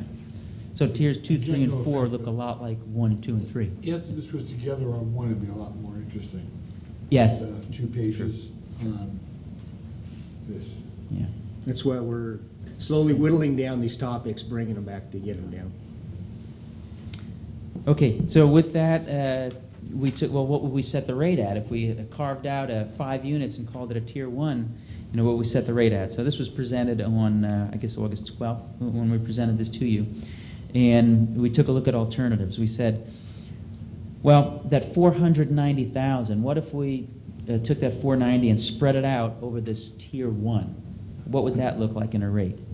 And you see in the table in the middle there, the Tier 1, Tier 2, Tier 3, and Tier 4 off to the left, and then if you go out to the right, you see what the usage is projected to be for 2013-14 year. Excuse me, for calendar year 2014. And then, just for illustrative purposes, the alternate limits were for a 5/8 or 3/4 inch meter. And then we looked at the rates for 2013. And then, okay, what's proposed? What's been proposed by the consultants is $3.41 for Tier 1, and $4.26 for Tier 2, and $5.12 for Tier 3. We just pushed those Tier 2 and 3 to Tier 3 and 4 to isolate that 5 units. And if we look at Alternative 1, that $3.10 that you see under Alternative 1 for the Tier 1, that would create, that would absorb the 490,000 into Tier 1. But it's revenue neutral, right? We still have to meet our revenue requirements. So if we're pushing down at Tier 1, we got to pull up Tier 2, 3, and 4, and keeping that same multiple that was established in the cost of service study. Actually, it's the same. It's still at 25 and 50%. So you see those rates go up from 341 to 349 for Tier 2, and from 426 to 436 for Tier 3. And then Tier 4 would be 512, going up to 524. Well, that we looked at that, and then we said, well, what if we wanted to restore the $9.74 credit for each individual customer, for a customer that uses 5 units or less? Well, then we have to bring that Tier 1 rate down a lot, to $1.46, and push up the other tier rates a lot. And basically, that $1.46 is less than our cost, was about $2.52 for water in 2014. So then we looked at Alternative 3 and said, what if we just set the rate for Tier 1 at the wholesale cost? And that's what you have at Alternative 3. Then taking a look at, well, what impact would that have? These 3 alternatives, what impact would that have on, and we just used for an example at the bottom of page 28, what about a bill for a customer with a 5/8 inch meter, or a bill for a customer with a 2-inch meter? And we looked at when a customer uses 5 units of water, or the average, or double the average, triple the average, and so on and so forth. So that's what you see here. Alternative 1 shows a $1.55 less than the proposed rate for somebody that uses 5 units of water for a 5/8 inch meter, if you see that on that very first line of data. Alternative 2 restores that credit to that user, but look what it does to the high-end user. It drives up the person that uses 4 times the average would pay $20 more. And an Alternative 3, would save the person that uses exactly 5 units of water would save $4.45 over the proposed rate. And then even the average user would save a little bit over what's been proposed. But again, the other rates go up, not as drastically. And then something similar with the 2-inch meter user. Yes. I'm sorry, Tom, to stop you here, but Yes. This is kind of confusing. Let me ask a question. If I have a house and I have a 3/4 inch meter and I use 5 units, it costs me now how much a unit? $3.31 in 2013 a unit. If I have a 2-inch meter and I use 5 units of water, how much does it cost me? $3.31. So what's the difference in meter size? What am I missing? There's no difference at that 5-inch other than the rate of service factored in here. The rate of service charge is more for the 2-inch. But then you have a bigger allotment on your 2-inch meter, too. When we went back and we went through this, Dr. Martin, and we established the tiers, there's several ways. Some people have done it to where they said, okay, everybody gets the first 10 units at this rate, and then the next 10 units on, it's this rate, and then for the next 40 on, it's this rate. And they applied that universally. That's great if you have 23,000 meters that are 23,000 single-family residents. Piece of cake. It doesn't work real well when you have up to a 10-inch meter, because what happens is the person with the 2-inch meter on a 2-acre lot, they burn through their first 10 units, and then from everyone above, they pay the higher rate. So what we did as a district, when we went through, the board said that's not fair. It actually penalizes somebody who has a bigger meter with a bigger piece of property. So if you look at the allocations that we had for the tiers, if you have a 2-inch meter, you get how many? 160? It's right here. It's a 2-inch meter, you get 242 units. 242 before you go into units Next tier? before you jump into the next tier. So your first 242 units would be at $3.31. That way they get the same equitable amount of water for their property, and they're not penalized just because of the fact that they happen to have a big piece of property. Yeah, that user pays a higher rate to serve, they have more capacity in the system that they Yeah. paid for, and we probably sized that meter for them too, and said that that's an appropriate demand. Thank you. Okay. So anyway, and it's just, we always look at 5/8-inch meters, we threw in a 2-inch meter too, just kind of so you can see how a bigger meter is impacted as well. So, yeah, and so those are the alternatives that we looked at, and again, it's just presented to you today to see if there's any direction or any questions or on the alternatives. May Yes. I? Yes. Just on page 28, when you have the two examples at the bottom and you're showing the 5/8 versus the 2-inch, Mhm. is there any relation between, besides they both use the 5 units, is there any relation between using the second at 14 units and the other one at 192? And Yes, then- the 14 represents the average use for a 5/8-inch meter. 192 units is the average use for a 2-inch meter. It's an average in our district? Correct. Or whatever? Right. Okay. That's Thank So you. the 14 is what, 18 That was a plus treatment. thousand of our meters use as single family? Is Yes. 14 and. That's post-drought Thank you. average, I it's was current. trying to find a relationship in comparing when I couldn't. That's what it was. And actually, when you get down to the, when I quadrupled the 2-inch meter usage, I still didn't get up to tier 3. So I had to, because these are, the limits were set pre-drought, and I'm looking at current numbers now, so it's a little bit different. But, yeah. It's just average, double the average, triple the average, and then almost. Okay, thank you. Yes. Yes. I'm sure. On page 28 at the bottom, using 5 units, 2-inch meter, proposed bill amount 188.88. What is it today? 2013. I'd have to calc it out. It's 10 cents less per unit, so it'd be 50 cents less, and then, actually, just 50 cents less, because the ready to 50 serve would cents be the less? same. Yeah. Yeah, So it's a for that 50 base cent amount, increase. it's not a lot of money. That's what it kind of comes down to. But if you go back up, Director Martin, to the top of that page, and you look at the tier 1 total usage, that very first, in the middle it says staff analyzed 3 possible alternatives in the table below. You see those big numbers? That's the total demand that we would use within those tiers. So you can see the tier 1 picks up a pretty big chunk. Tier 2 is the bulk of our supplies. Right. Tier 3 is a very small, well, it's still a lot of water, but proportionately it's a very small amount. So that's why what we're trying to do is that make sure that $4.45 equates back down to the first 5 units, because that goes back towards replacing, but it helps offset losing the frugal user. But then it pushes the bulk of it into the tier 2, because like I said, if we're collecting 100 million, we're still gonna collect 100 million. It's just where does that money come from? So it doesn't change, but it is only 50 cents difference per month. When you look at the actual water consumption, it's only 50 cents.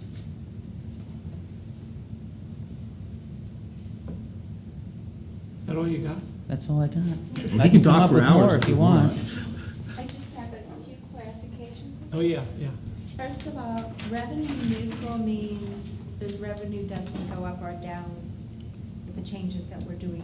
Correct. Okay. Yeah, the revenue requirement is this, we meet the revenue requirement on each of these alternatives. That's the definition of revenue neutral means. Yes. Okay. It has no impact on revenue. Exactly. Just, it's a new word for me.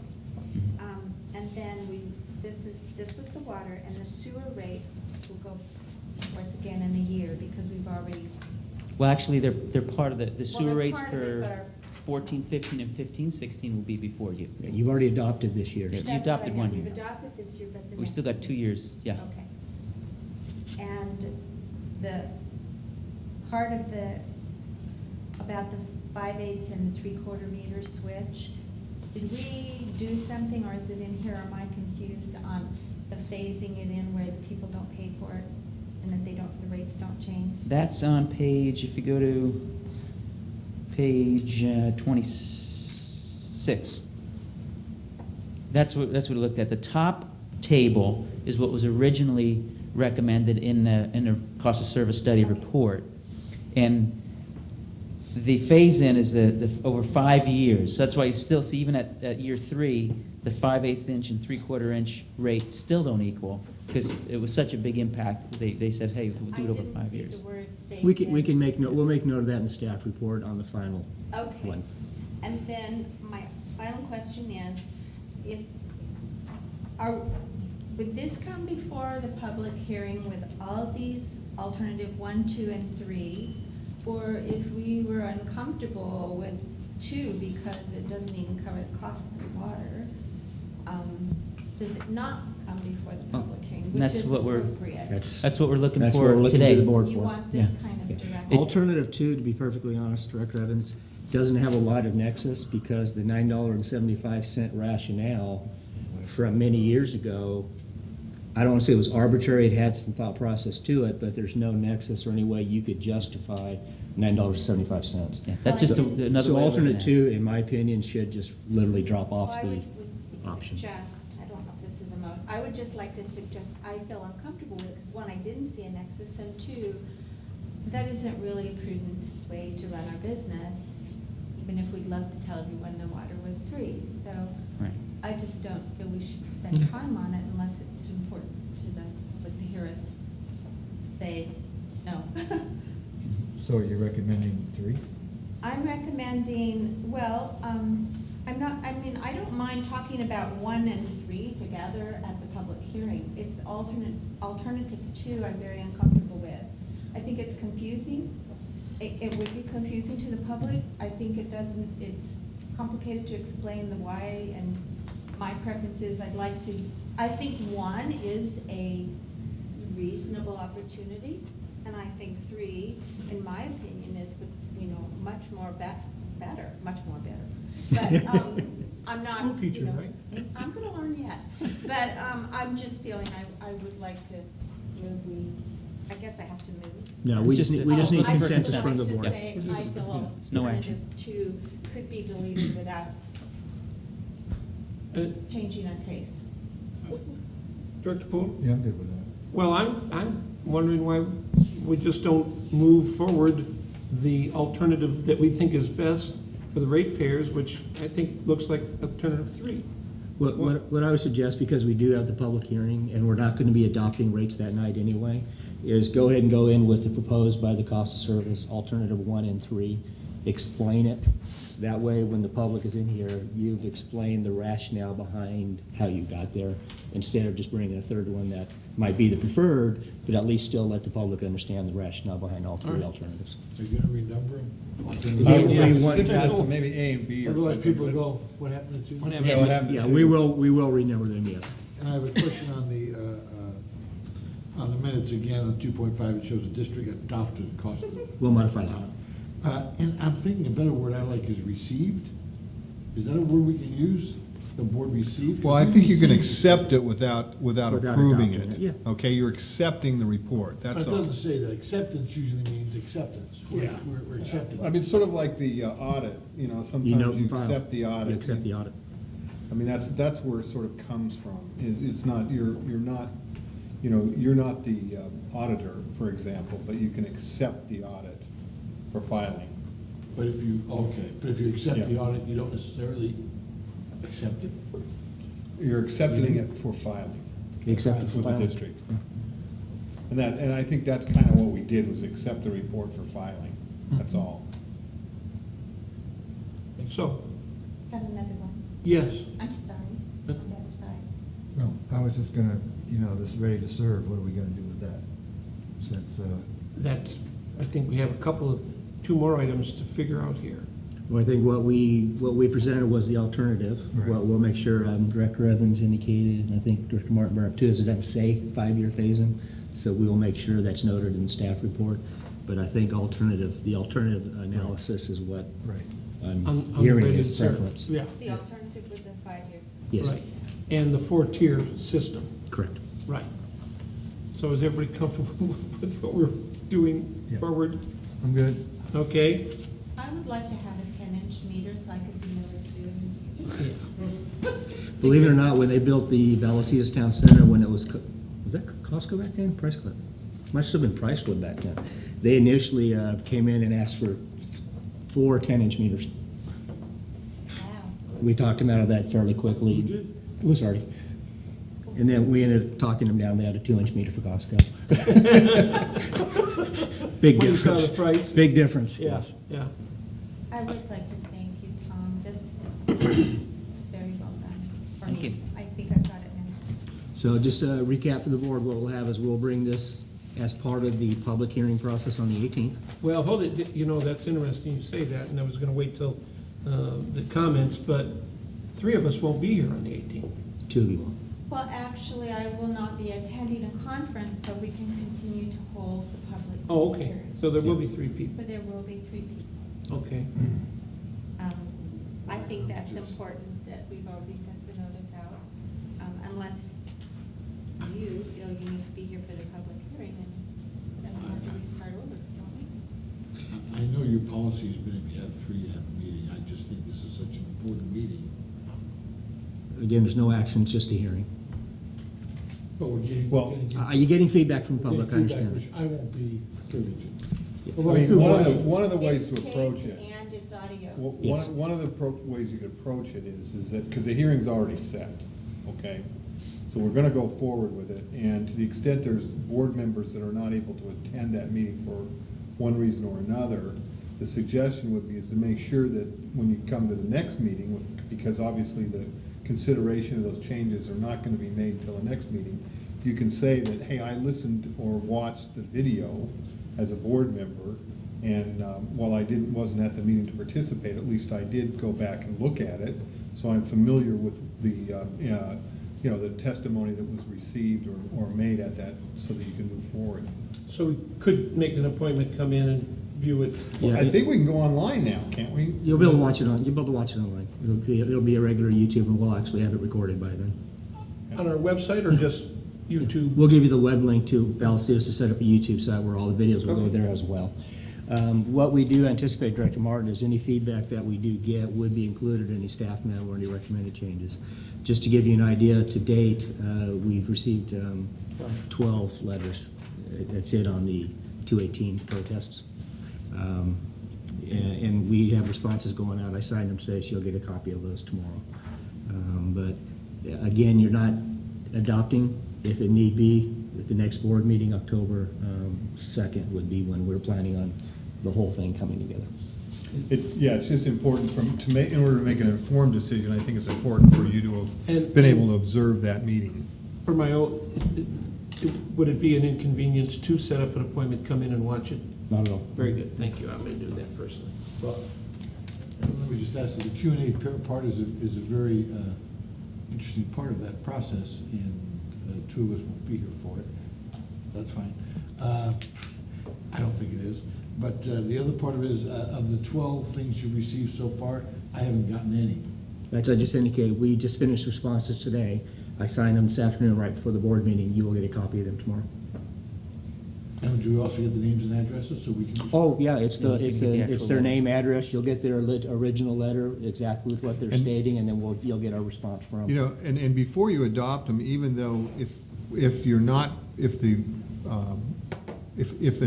the 18th, there's not going to be decisions made, it's going to be continued to the October meeting, that's still a public meeting, and the public would still have an opportunity, and we can make sure on the record that that's clear, they can come to the meeting and ask any questions they have at the October meeting so that the board can hear them again. So we'll make sure that there's plenty of due process for the public. Can I notice just another public hearing at that date? It's not the 218 component, but it's just other 218. Right, you could, if you wanted to, If need you be, could go ahead. Director Martin, I can actually add another public meeting on the Public agenda. hearing. Or public hearing.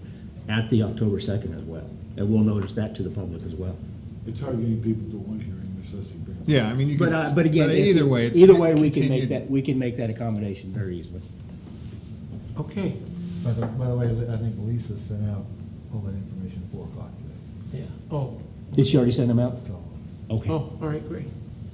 So, and you have our direction, so that's all you need. Yes. Thank you. I think you're done. Thank you very much. Reports, General Manager. Tom pretty much wore me out.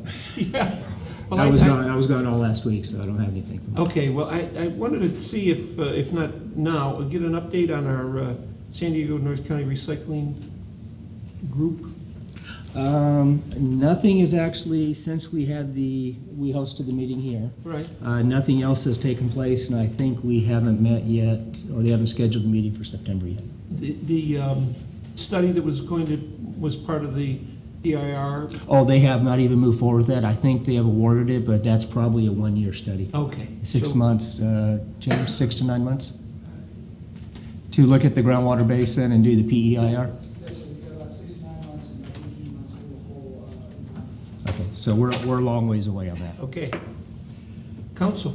Well, the big legislation this year, last week, was the SB 594, which I think you Died. may have got attention on, which would have placed significant restrictions on nonprofit organizations like Aqua Casa, CSDA, League of Cities, CSAC, and I guess CSAC put enough pressure on the author that basically would have made it very difficult for all those organizations to participate in campaign activities relating to this state and local initiatives.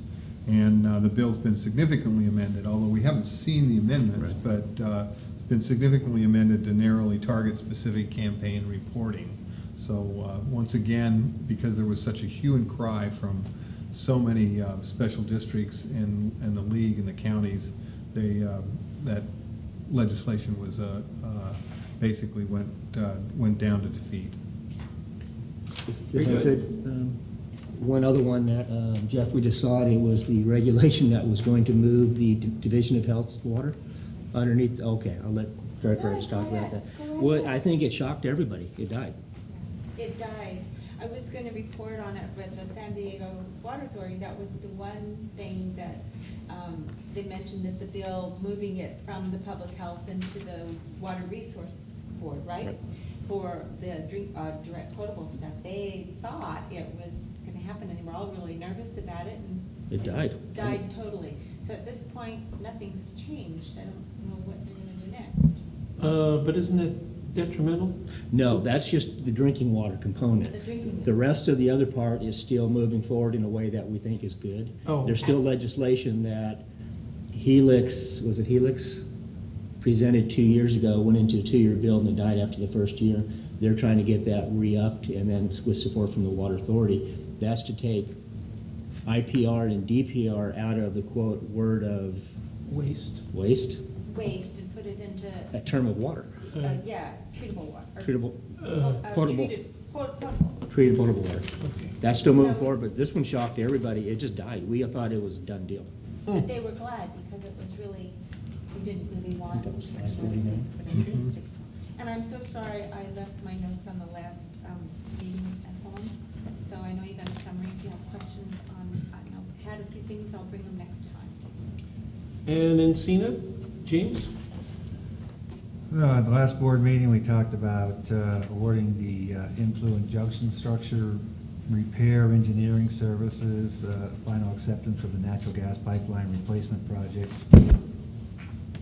And then we had a closed session. Very good. Director's reports? And conference, yes. I have a quick one, I'm sorry. Yes. CASA did have their annual conference and planning schedule in San Diego on the 21st, I'm sorry, yeah, well, I didn't go the 21st, 22nd, 23rd, and 24th.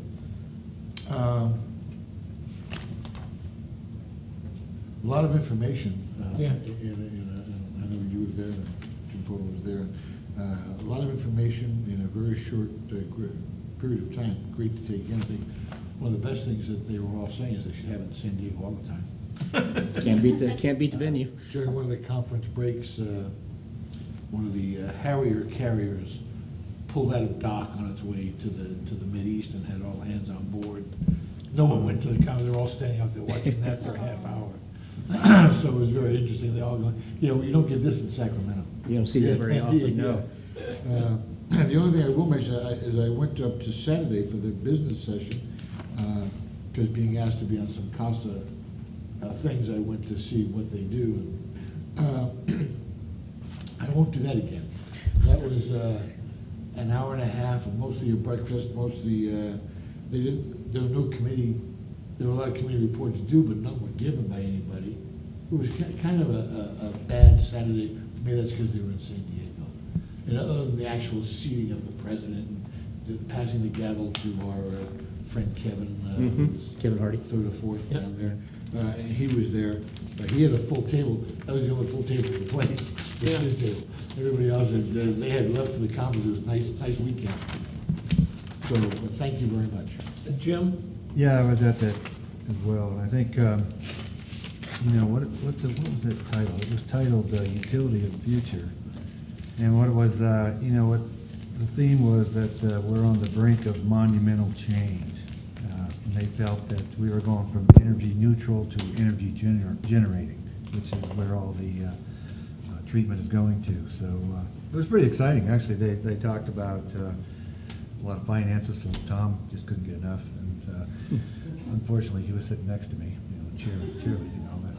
But really, they talked about what the opportunity we have to turn these resources into actually turn back in, the full cycle and actually be a source of revenue. So it was good. And towards that end, Encina won an award and was there towards that, two. Yeah, so they moved that forward. So it was worthwhile. All righty, other business? There's a conference coming up in December. Any director's comments or future agenda items? I do have one, and we don't need to worry about it next week, but I don't want to let it fall off the table relative to our time of pay and time of service.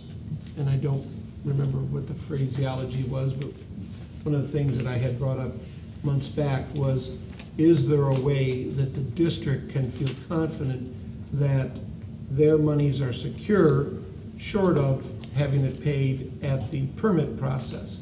And I've been doing some... Capacity fees. Okay, there we go, thank you very much. And I've been doing some research personally.